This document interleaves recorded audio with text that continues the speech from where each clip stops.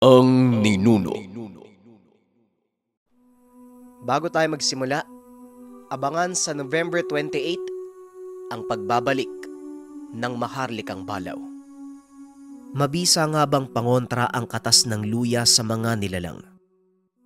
Paano nga ba ang tamang paggamit nito? Ang kwentong ito ay hango sa totoong buhay. Mula ito sa isa nating kabayan na itago na lang natin sa pangalang Gardo. Taong 1972. Estancia, Iloilo. Gardo apo, anak ko. Masakit na naman tong likod ko, ano? Halika nga dito at tulungan mo kong isalin yung ginawa kong kape. Hindi ko mabuhat yung takure. Ang sakit talaga ng balakang ko. Wika ni Lola Remedios. Tuwing walang pasok nasa tahanan ang apong si Gardo, ito ang umaalalay sa kanya sa mga gawaing bahay.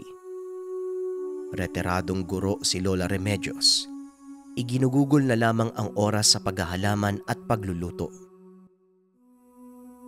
Ang bango naman yan, Lola. Wala talagang tatalo sa kapeng gawa sa bigas. Ang mabuti o magpahinga na kayo sa sala. Ako na ang tatapos itong pagsalin sa termos. Mamaya lang po, mawawala na yung sakit ng balakang nyo. Wika ni Gardo. Magkalapit lang naman ang tahanan ng maglola. Bagamat marami silang magpipinsan, si Garbo lamang ang tumutulong kapag may libreng oras. Bagay na lubos ay pinagpapasalamat naman ng matanda. Lola, baka po sa Sabado anong oras na ako makapunta dito ha? May gagawin kasi ako sa paaralan eh. Kailangan ko na pong matapos pero mga alas 4 po nandito na ako. Siguro dito na lang din po ako matutulog. Wika ni Gardo habang umiinom ng mainit na kape na gawa ng matanda. Iho, sa eskwelahan ka lang ba? O baka pupunta pa kayo kung saan saan? Mag-iingat ka ha. Alam mo naman ang panahon ngayon. Laganap na ang kaguluhan. Dagdag pa itong napapabalitang aswang na napadpad dito sa bayan natin. Kung ako ang tatanungin, malamang gawa lang yan ng mga masasamang loob. Ginagamit nila ang paniniwala ng karamihan tungkol sa aswang para makapambiktima. Wika ni Lola Remedios. 2 buwan na ang nakakalipas mula ng unang mapabalita ang mga patayang nagaganap, kung saan natatagpuan na wala ng lamang loob ang mga biktima na mistulang kinain ng mabangis na hayop. Ayon sa mga matatanda sa bayan, gawa ito ng isang bagong aswang. Ngunit sa paliwanag naman ng mga otoridad, merong gumagalang sindikato na kumukuha ng mga lamang loob ng tao upang ibenta sa iligal na merkado. Hati ang opinyon ng madla. Subalit kahit ganun, palagi lang nagbibilin ang matanda sa apo na mag-ingat. Alinman sa dalawa ang katotohanan, parehong mapanganib ito para sa binata. Pupunta po kami sa bahay ng isa kong kaklase, Lola. Sa kabilang barangay lang naman po yun. At saka may mga kasama naman akong taga dito sa barangay natin kaya wag po kayo mag-alala. Mag-iingat naman po ako. Kayo po, wag po masyadong magpapagod dito ha. Hayaan niyo pong si Ate Violi yung kumilos para hindi po sumasakit yung balakang niyo. Wika ni Gardo. Si Ate Violi ay kasambahay ni Lola Remedios. Kinaumagahan, muling napabalita ang natagpo ang bangkay sa tabi ng ilog. Parehong kaso. Wala na ang mga lamang loob at warak na ang sikmura. Dahil dito, napilitang magpatupad ng curfew hours ang barangay nang mabawasan ang tsansa ng mga pumapatay at makapambiktima ng mga residente. Pagsapit ng Sabado, bago pa man pumunta si Gardo sa mga kamag-aral ay dinaanan muna nito si Lola Remedios. Lola, magandang umaga po. Dumaan lang po ako para kumustahin ka. At kung pwede po sana kung meron na kayong nagawang kape, hingi po ako. Wika ni Gardo. Paborito ng binata ang ginagawang kape ng lola at halos siya lang ang umuubos tuwing naroon siya. Ay, meron apo. Kumuha ka na lang sa loob ng madala mo ha. Medyo kakaupo ko lang eh. Nasa kusina naman si Bioli. Humingi ka na lang sa kanya. Wika ni Lola Remedios. Nakita niyang abala sa kusina ang kasambahay ng lola. Nagluluto habang kumakanta.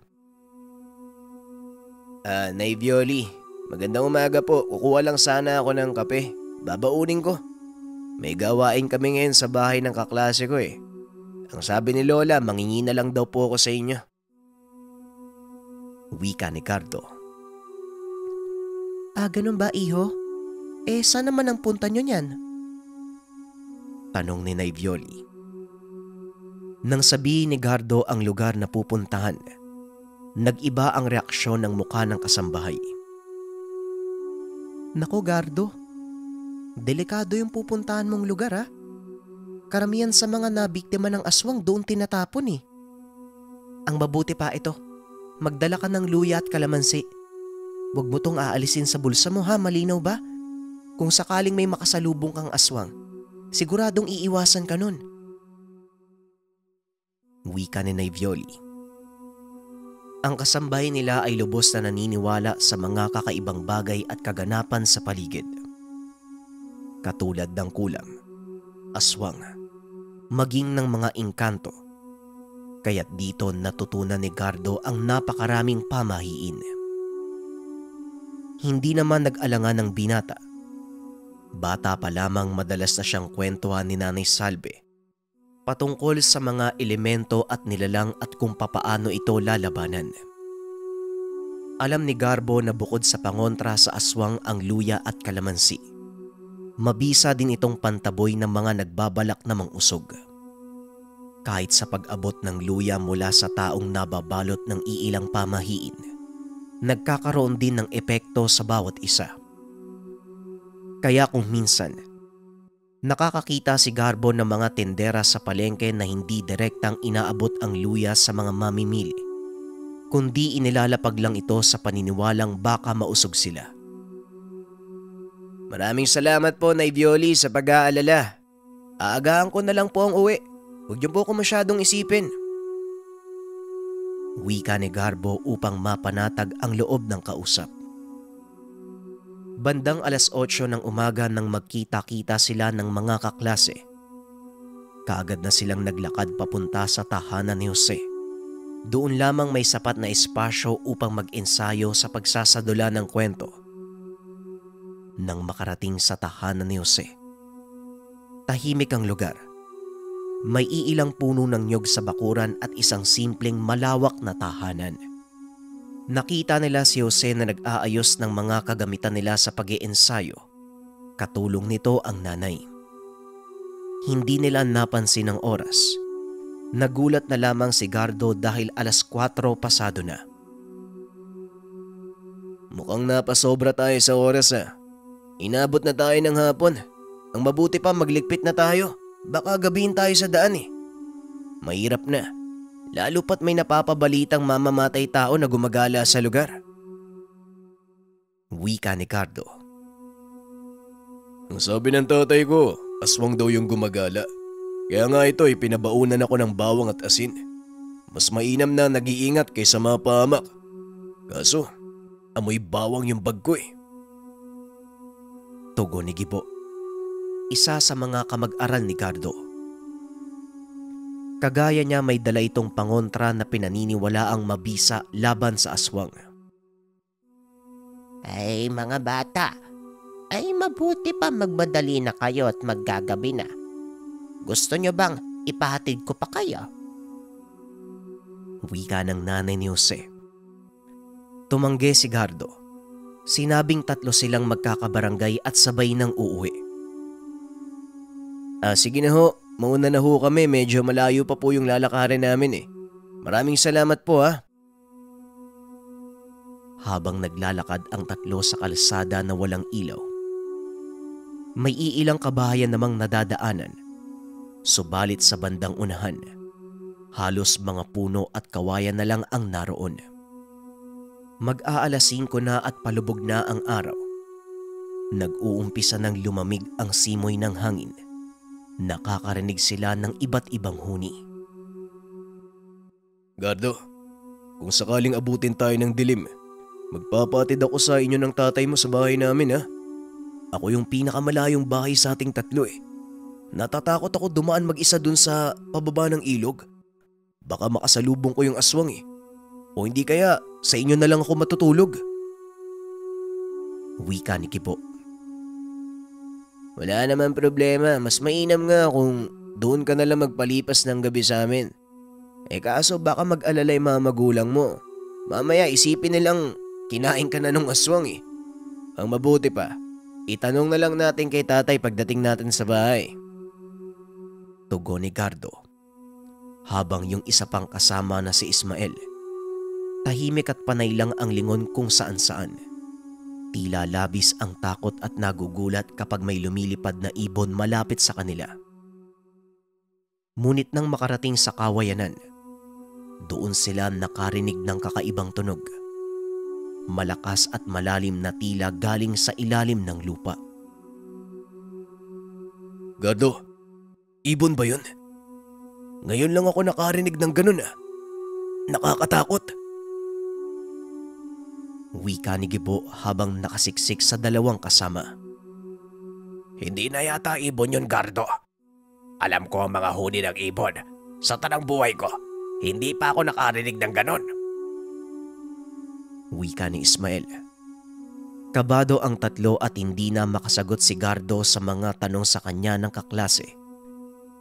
Nang mismong nasa ilalim sila ng mga kawayanan, mas lalong naging nakakatakot ang paligid dahil sa biglaang pagdilim. Kakaunti na lamang ang liwanag sa lugar. Hanggang sa bigla na lang may gumalaw sa gilid ng daanan na nakadikit sa kawayan. Figura ng tao na dahan-dahang lumilitaw.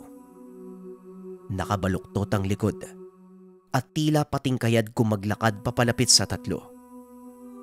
Napasigaw na lang ang tatlo at nagmamadaling tumakbo paalis sa lugar.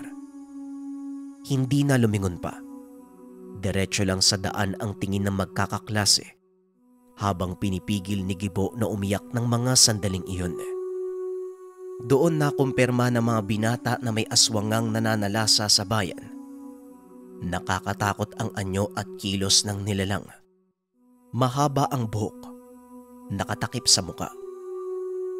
Hindi malaman ni Gardo kung liliko ba sila sa madamong bahagi o magpapatuloy lamang sa pagtakbo. Narinig nila ang pag-angil ng aswang. Parehong tunog na naroon sa kawayanan. Ayaw lumingon ni Gardo dahil sa oras na muling makita ang aswang. Alam niyang bibigay ang tuhod at siguradong babagsak na siya sa lupa. Huwag na huwag kayong lilingon. Diretso lang ng takbo. Nakikita ko na yung barangay natin. Gibo, nasan ba yung bawang mo? Nguyain mo. Siguraduhin mong kakalat yung amoy. Baka sakaling makalayo tayo sa aswang kapag naamoy niya yan. Wika ni Gardo. Naisip ng binata na meron silang dalang pangontra. Kaso nga lang ayaw pa rin silang tantana ng aswang. Ginawa ni Gibo ang utos ni Gardo at mula sa bulsa kinuha niya ang isang buong bawang at isa-isang sinubo sa bibig. Ramdam ni Gibo ang sakit sa dila ng katas ng bawang. Inisip niya kung papaanong ikakalat ang amoy nito. Gayong nasa bunganga niya lamang ang bawang. Sa sobrang nerbiyos, nalunok ni Gibo ang hinungoyang bawang. Gardo, may problema tayo. Yung bawang, nalunok ko lahat eh. Sigaw ni Gibo. Sinubukan pa niyang iluwa ang mga bawang na naiwan sa bibig. Nagbabaka sakali na meron pang natira kahit kaunti. Hingal na ang tatlo, ngunit hindi pa rin sumusuko ang aswang at halos maabutan na si Gardo na nasa likuran. Hanggang sa biglang naisip ni Gardo ang pinadala ni Nay Violi. Una niyang kinuha ang 3 peraso ng kalamansi at binato sa aswang. Nasapol niya sa noo, ngunit hindi ito pinansin ng nilalang. Lalo lang itong nagalit hanggang sa naalala niya ang luya. Sa pagkakataong ito, kinakailangan niyang masigurado na magamit niya ng tama ang pangontra. Kagaya ni Gibo, isinubo niya ang malaking tipak ng luya at buong sikap ng hinuya. Hanggang sa nalasahan niya na ang katas sa bibig. Sinunggaban siya ng aswang at pinaibabawan, dahilan kaya nagpagulong-gulong sila sa lupa. "Gardo! Lumayo ka dyan! Bilisan mo!" wika ni Gibo. Madaling sabihin, ngunit sa sitwasyon ni Gardo, mahirap dahil hindi na siya halos makagalaw sa sobrang takot. Habang nakapatong sa kanya ang aswang, dito niya malinaw na nakita ang itsura ng nilalang. Namumula ang mga mata, matalas ang kuko pati na din ang ngipin. Nakabuka na ang bibig ng nilalang, akma sanang lalapain na si Gardo. Naalala niya ang luya na kanina pang inunguya. Nakakadiri mang isipin, ngunit buong lakas niyang ibinuga ito sa mukha ng aswang. Ininda ito ng nilalang, bahagyang napaatras sa kanya. Dito nagkaroon ng pagkakataon sila Gibo upang hilahin si Gardo papalayo sa nilalang, na nooy nagpapagulong-gulong dahil sa pagtama ng luya sa mukha niya. Hindi na muli pang nilingon ng aswang. Mabilis silang kumaripas papasok ng barangay. Nang makarating sa tahanan nila Gardo, saka pa lamang sila nakahinga ng maayos. Subalit nagulat sila sa biglaang pagsigaw ng tatay ni Gardo. Pagtingin naman ng binata sa likuran, naroon at nakasunod pa rin ang aswang. Hindi pa rin sumusuko ang nilalang. Mas nakakatakot na ang itsura dahil sa pagkalapnos. Nahablot nito si Ismael at mabilis na tumakbo papunta sa madilim na kalsada. Nagulat ang lahat. Sa isang iglap, nadagit si Ismael. Naglabasan ang mga kapitbahay nila Gardo sa ginawang pagsigaw ng ama nito. "Ay mga kapitbahay! Tulungan niyo yung anak ni Pedring! Tinangay ng aswang!" Wika ng ama ni Gardo. Dahil sa ginawang ingay, mabilis na nagtipon ang mga kalalakihan sa barangay. Itinuro naman nila Gardo kung saan pumunta yung aswang, habang tangay ang isa nilang kaklase. Papunta ito sa bahagi ng ilog kung saan mahirap sundan dahil malalim ang putik at nagtataasan ng talahib. Hindi naman nagdalawang isip ang mga kanayo na suungin ang ilog, makita lang si Ismael. Ilang oras ang lumipas. "Tay, ano pong nangyari? Nasaan si Ismael?" tanong ni Gardo nang makabalik ang ama. Bigo silang matunto ng aswang at mahanap kahit ang katawan ni Ismael. Sinamahan naman ng mga taga-barangay si Gibo pauwi sa tahanan dahil sa pakiusap ng ama ni Gardo. Kinabukasan, hindi nakapasok ng paaralan si Gibo at Gardo. Labis ang pagkabigla ng dalawa. Sa harapan mismo nila dinukot ng aswang ang isang kamag-aral. Nagkaroon ng pobya ang dalawa. Para sa kanila, nagpapagala-gala lang ang aswang sa kabundukan. Kaya naman sa tuwing sumasapit ang dilim, maliwanag ang buong tahanan nila. "Gardo, ilang buwan nang nakakalipas magmula nung insidente. Ay siguro, aralin mong patawarin ang sarili mo. Hindi mo kasalanan ang nangyari kay Ismael. Bata pa kayo, wala kayong magagawa sa mga aswang. Anak, kailangan mong maging matatag." Wika ng ama. Halos hindi na lumalabas ng tahanan si Gardo.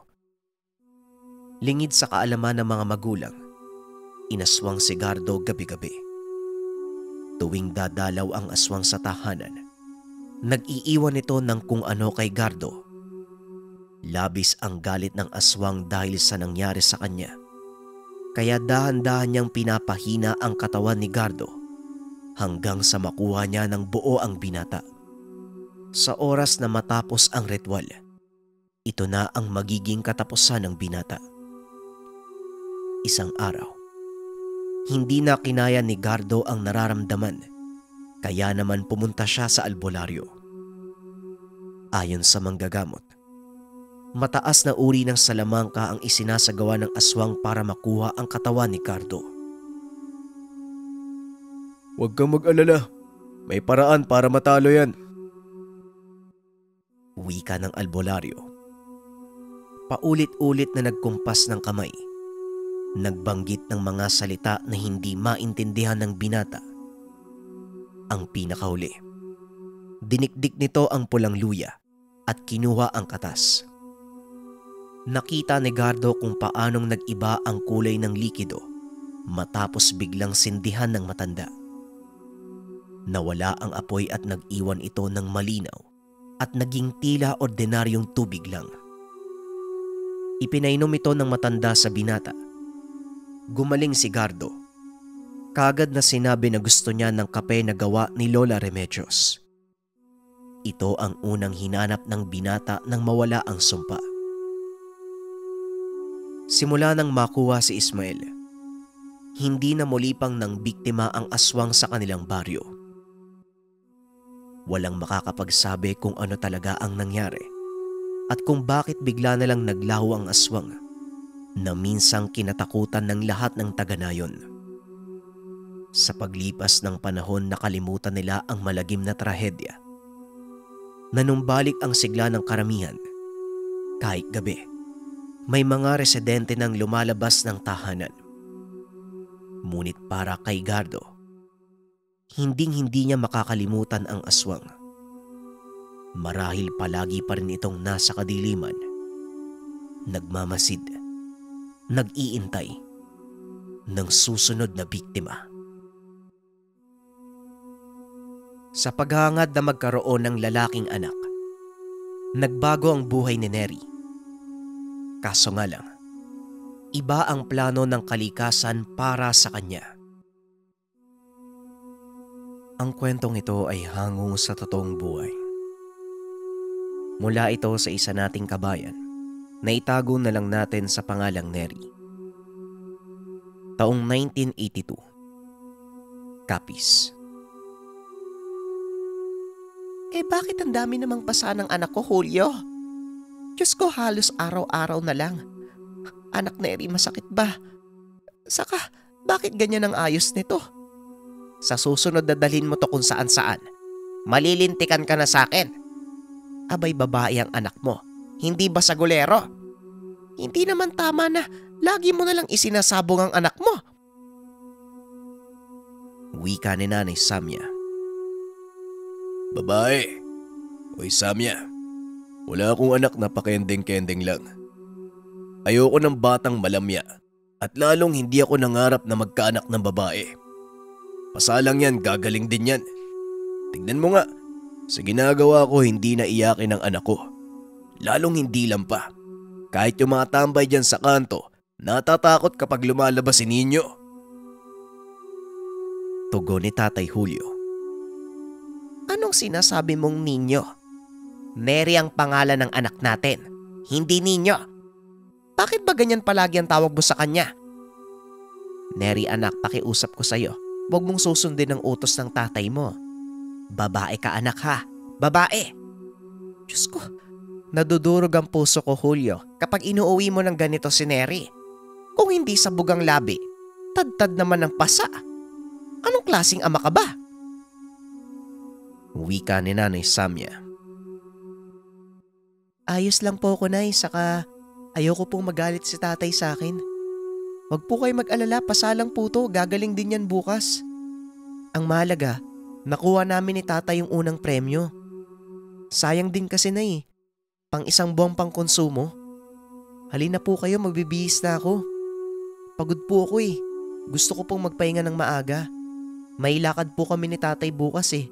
Aakyat daw po kami ng bundok. Wika ni Neri. Sayating! Julio, talagang ipapain mo ang anak mo, ano?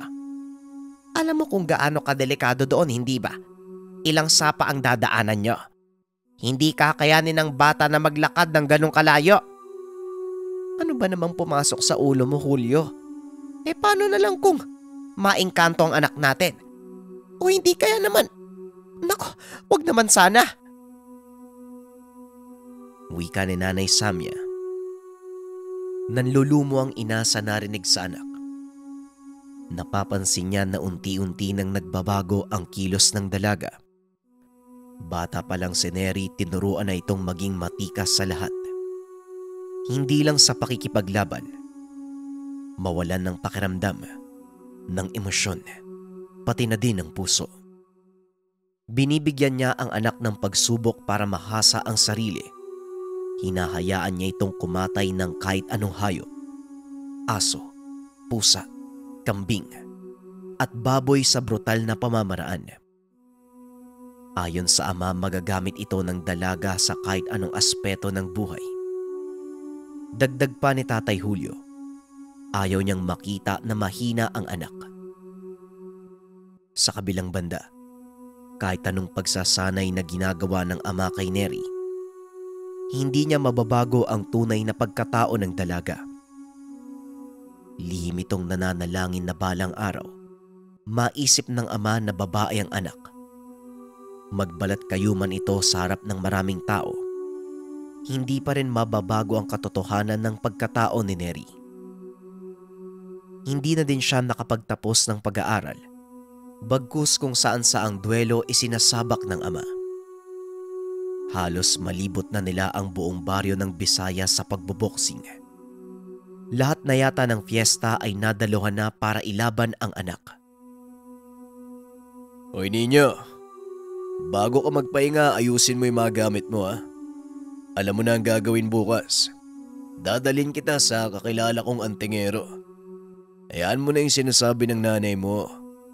Abay sa susunod na linggo, yung laban mo kay Dominguez. Dehado ka dun. Malaki ang katawan ng damuhong yon. Hindi pa natatalo ng kahit sino. Gusto kong ikaw ang pumalit sa pwesto niya, kaya lahat gagawin natin. Ang sabi kasi, gumagamit daw yun ng anting-anting kaya maghanap din tayo ng para sa'yo. Kailangan mong manalo. Kung kailangan nating libutin ang bundok, gagawin natin yun. Wika ni Tatay Julio. Naniniwala po ba kayo sa ganun, Tay? Anting-anting? Hindi pa po ba sapat yung ginagawa natin? Saka bakit niyo po ko ilalaban dun? Lalaki yun eh. Babae ako. Ayoko naman po ng ganun, Tay. Para pong hinuhukay ko na yung libingan ko eh. May tama pong oras para humarap sa mabigat na kalaban. Wika ni Neri. Sa ayaw at sa gusto mo, sasama ka sa akin.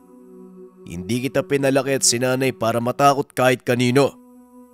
Oo, mas maraming karanasan yun. Pero yun nga yung maganda eh. Masusubok yung lakas mo. Abay, hindi lang naman yan ang unang lalaking nakalaban mo. Ayoko ng ganyan ninyo ha. Huwag mong isipin na hindi mo kaya. Naniniwala ako sa kakayahan mo. Tandaan mo yan. Hindi lang ito para sa akin. Para din ito sa'yo. At saka alam mo na, yan ang pinagkukunan natin ng hanap buhay eh. Kaya itodo mo na nang mas marami kang mapalalunan. Wika ng ama. Napabuntong hininga ang dalaga. Para sa kanya, hindi naman makatarungan ang nais ni Tatay Julio. Nagligpit na ng gamit si Neri. Dala lamang niya ay bag. Isang damit na pamalit kung sakaling pagpawisan.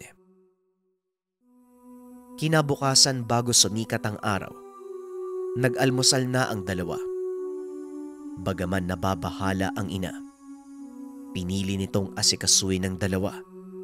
Nanalangin na lamang si Nanay Samya na gabayan ng Diyos ang mag-ama. Ilang sandali pa nagpaalam na ang dalawa. Naiwan ang ina na puno ng pag-aalala, lalo pa nang makita ang pananamit ng anak. Talagang mukha na itong lalaki. Mula sa tindig, suot na damit at maging sa pananalita, naisip ng ina na baka pinanindigan na ni Neri ang gusto ng ama. Sa kabilang banda, habang naglalakad, maraming ibinilin si Tatay Julio kay Neri. Ayon dito, hindi basta ang tengero ang pupuntahan nila. Bagkus isa itong may kaalaman sa lihim na karunungan. Dagdag pa ni Tatay Julio, ang lugar na pupuntahan nila ay walang dumadayong mga tao. Bagkus aakyat sila sa matarik na bundok at dadaan sa masukal na gubat. Nagdala naman ang ama ng kaunting pagkain. May bitbit na mga kagamitang pangdepensa kung sakaling may magtangkang manakit sa kanila. Tay, gaano po ba kalayo yung lalakarin natin? Saka sana pala, nagbaon din ako ng tubig. Nagdala po ba kayo? Ang haba na po ng nilakad natin eh. Nauuhaw na po ako. Wika ni Neri. Medyo malayo pa anak. Huwag kang mag-alala. Marami tayong talon na madadaanan. Pwede kang uminom doon. Pero huwag kang dumampot ng kung ano-ano. Marami na akong naituro sa'yo. Pero hindi kasama ang ganitong lugar. Hindi bale. Pagkarating natin kalaing kong magiging maayos din ang lahat. Isipin mo na lang na bahagi ito ng pagsasanay mo. Maniwala ka lang. Gusto ko lang na mas lumakas ka. Wika ni Tatay Julio. Alam ko naman po yun, Tay. Kaya nga ginagawa ko po yung lahat eh. Nga po pala, paano niyo po nakilala yung sinasabi mong tao? Tanong ni Neri. Mahabang paliwanag eh. Si Engkong. Sa ngayon, hindi ko kayang sabihin kung paano kami nagkakilala. Hayaan mo, pagdating natin doon mismo siya na magkikwento. Medyo malayo pa tayo kaya huwag ka munang madaldal para maipon yung lakas mo. Tugon ni Tatay Julio. Kagad namang tumahimik ang dalaga. Alam niyang hindi mapipilit ang ama na sagutin ang tanong. Nagpatuloy lang sa paglakad si Neri.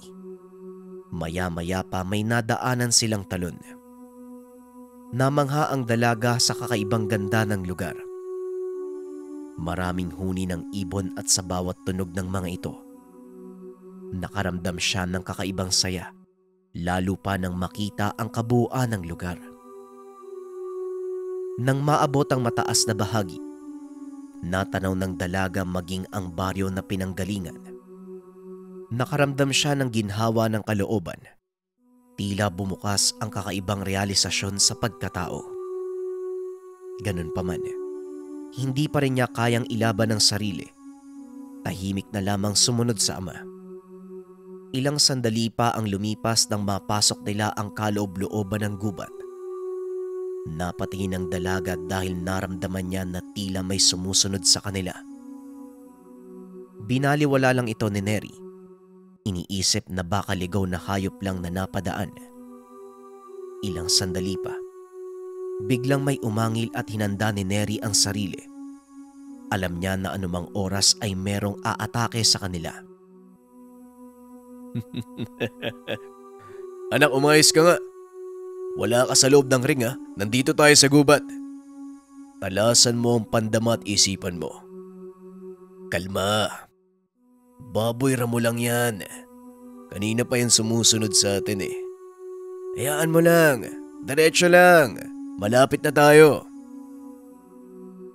Wika ni Tatay Julio. Baboy Ramo, ngayon lang ako nakaramdam ng ganitong takot, Tay. Kakaiba po ang gubat ha. Hindi ko po mapaliwanag pero may nararamdaman po kong ibang presensya, ibang puwersa. Tugon ni Neri. Mamaya, masasagot ang mga katanungan mo kapag nakita mo na si Ingkong. Kalmaan mo ang sarili mo. Isa lang ang ibig sabihin niyan. Sa palagay ko, sinusubukan nilang kumonekta sa'yo. Wika ni Tatay Julio. Kumonekta? Sino po? Akala ko po, strikto lang kayo. May pagka-weirdo din po pala kayo, Tay. Sige na nga po, hindi na ako aangal. Bilisan na lang po natin, tanghaling tapat na eh. Buti na lang hindi mainit. Natatakpan ng malaking puno yung gubat eh. Tugon ng dalaga. Merong pag-aalala sa kalooban ni Neri. lalo pat ito ang unang beses na nakapasok sa ganitong lugar.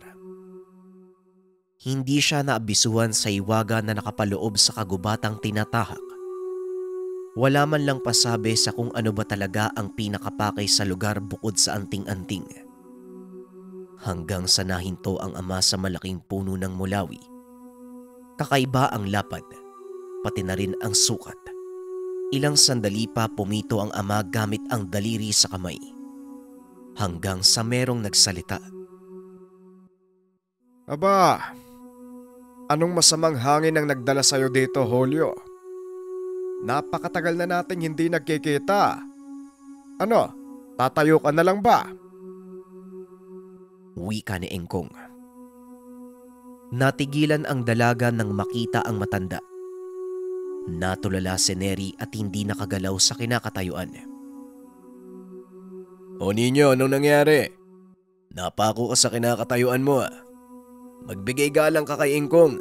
Hindi yung nakatayo ka lang dyan, bilisan mo. Wika ni Tatay Juan. Opo, pasensya na po tay. Bigla na lang nagkaroon ng bahay. Mano po Engkong? Wika ni Neri. Aba, Engkong Tabola ang pangalan ko. Dalagang dalaga ka na.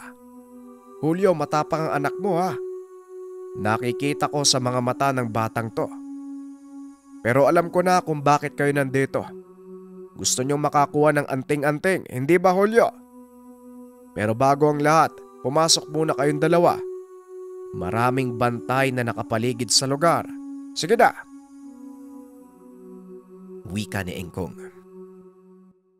Tahimik na sumunod ang dalaga sa dalawa. Pagpasok pa lang sa loob ng maliit na pintuan, namangha si Neri sa nakita. Kakaiba ang tahanan sa lahat ng mga napasukan. Sa paglalarawan niya, ang bahay ng matanda ay nasa loob ng napakalaking puno ng mulawi. Sobrang kakaiba maging ang mga kagamitan. Malapad ang espasyo sa loob. Hindi mo akalain na merong bahay sa lugar. Pinaupo sila ng matanda at binigyan ng maiinom at makakain. Tahimik lang ang dalaga habang ang dalawa naman nag-usap patungkol sa pakay nila sa matanda. Habang kumakain, hindi maiwasan ng dalaga na ilibot ang tingin sa paligid. Napatigil ito nang marinig ang pagsambit ng mutya. Napansin naman ng matanda na nagbago ang itsura ni Neri. Engkong, itatanong ko lang po sana kung paano makukuha yung mutya ng asul na santel mo. Anak, ihanda mong sarili mo. Huhuliin natin ang sinasabing mutya ni Engkong. Makikipag-agawan tayo sa mga bantay. Wika ni Tatay Julio. Mamayang gabi sa talo na dinaanan nyo, doon lumalabas ang asul na santel mo. Protektado yon ng mga engkanto, lalo na ng mga tikbalang. Ilang dekada nang nakalipas at marami nang sumubok na makuha ang mutya na galing sa asul na santel mo. Pero ni isa walang nagtagumpay. Isang purong dugo ng mandirigma lang ang may kakayahan na mahuli ang mutsyang yon. Apo, sa oras na makuha mo ito, magbibigay ito hindi lamang proteksyon, kung hindi kakaibang enerhiya na magagamit mo sa pakikipagduelo. Alam kong makukuha mo ito. Magtiwala ka sa sarili mo. Wika ni Engkong. Napatango na lang ang dalaga at pinagpatuloy ang pagkain. Nagutom si Neri sa mahabang lakaran. Habang kumakain, nakikinig lamang ang mga tenga nito sa usapan ng magkaibigan. Nagtatawanan pa ang mga ito. Mahabang panahon na palang hindi nagkita ang dalawa mula nung nag-asawa at namuhay ng normal ang ama. Samantalang pinili ni Engkong na manatili sa kagubatan upang mapayabong ang kaalaman. Ang Engkong ang nagpoprotekta ng buong kagubatan. Dagdag pa ng matanda, Kaya ganun na lamang ang kagustuhan ng ama na maging lalaki si Neri, dahil nais nitong may magpatuloy ng mga pangarap na naudlot dahil sa mga hindi inaasahang pangyayari. Isang tatay mo sa magaling at malakas sa larangan ng tinatahak mo, Neri. Pero dahil sa kagustuhan ng nanay mo na tumigil siya, mas pinili niyang sumunod dahil ito sa pakiusap ni Samya. Pero nabuhay ang pag-asa niya nang ipinanganak ka. Ibang nakita ni Julio sa'yo. Kaya ganun na lang ang paghihigpit at pagsasanay niya sa'yo. Hindi siya napigilan ng nanay mo kaya magtiwala ka sa kanya. Dahil kapakanan mo lang ang iniisip ng ama mo. Wika ni Engkong. Naiintindihan ko po, Engkong. Dati pa man po, palagi ko nang sinusunod si tatay. Pero sana minsan, makita ko din na tanggap niya kung sino talaga ako. Wala pong masama sa pagiging babae ko. Kaya umaasa po ko na makita po ni tatay yun. Tugon ni Neri. Napalapit naman si Tatay Julio kay Neri. Niyakap siya nito at humingi ng tawad. Sinabi niyang naintindihan niya ang anak. Ngunit patuloy niyang ipinaliwanag kung para saan ang lahat. Nagpatawad ang dalawa sa isa't isa. Nangako si Tatay Julio na itatama kung ano man ang maling turo sa anak. Sa kabilang banda, ipinagpapasalamat ito ni Neri na naging matapang at matatag siya dahil sa ama. Lumipas ang oras. Inihanda ng matanda ang dalaga. Tinalian niya si Neri ng itim na panyo sa noo. Bago pa man umalis, kinargahan na ni Engkong ang dalaga ng mga dasal pang proteksyon. Lalo't alam nitong mapapalaban ng husto si Neri. Binigyan niya ito ng sandata ng 2 pares na arnis. Ayon sa matanda, gamitin ito pang depensa. Ngunit huwag subukin na pumatay ng bantay dahil may balik ito sa mortal. Lalo pat may mga kapangyarihan ang mga bantay ng mutya. Anak, wag kang matatakot. Alalahanin mo kung para saan ang lahat ng ito. Huwag ka rin mag-alala. Nasa likod mo lang kami. Hindi kami pwedeng dumampot ng mutya dahil hindi kami ang nangangailangan. Dapat ikaw, para mapasunod at mapagana mo ito sa oras na tanggapin ang sistema mo. Wika ni Tatay Julio. Sige na, malapit na ang oras, Neri.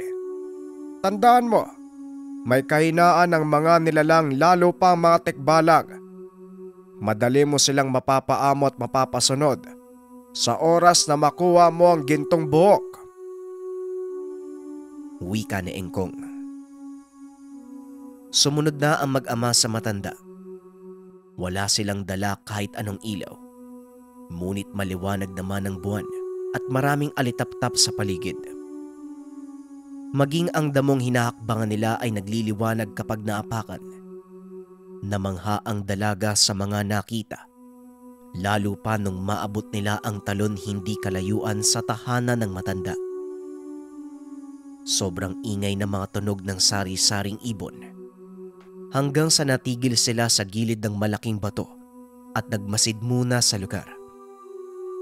Nakita nila ang tikbalang.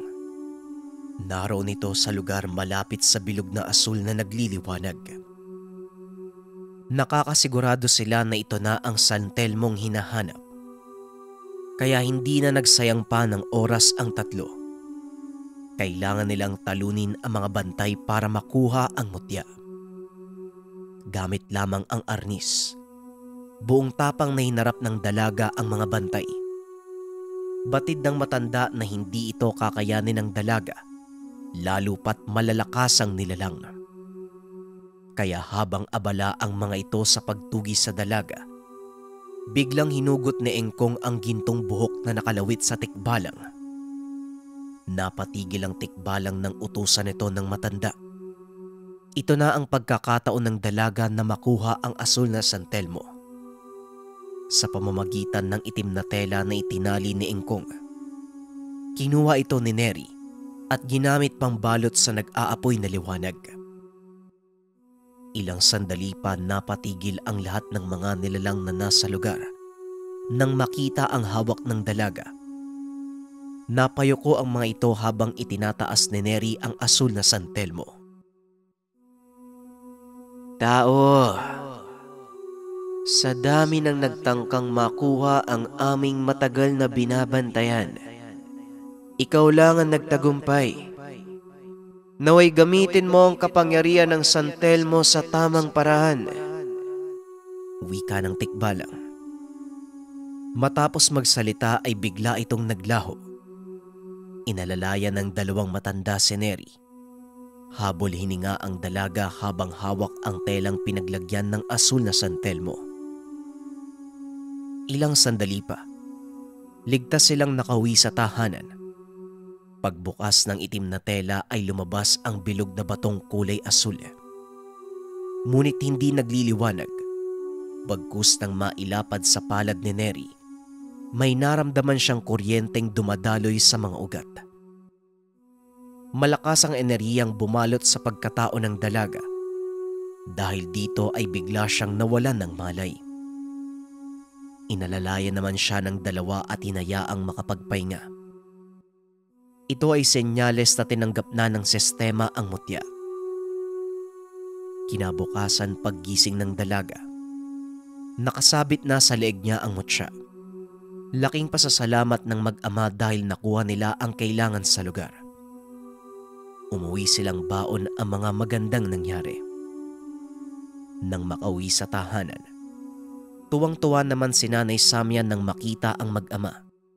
Niyakap niya si Neri. Yumakap din si Tatay Julio at nagulat pa si Nanay Samya nang humingi ito ng tawad sa kanila.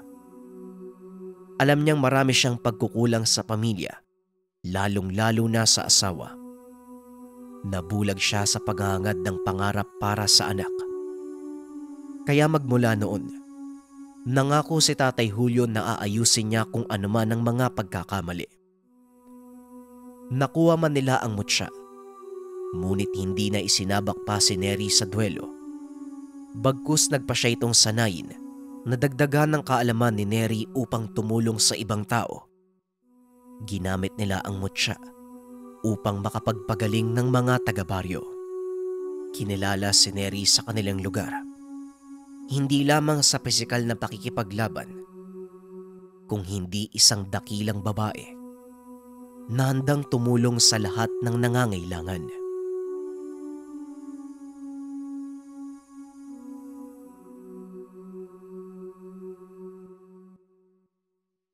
Ang Ninuno.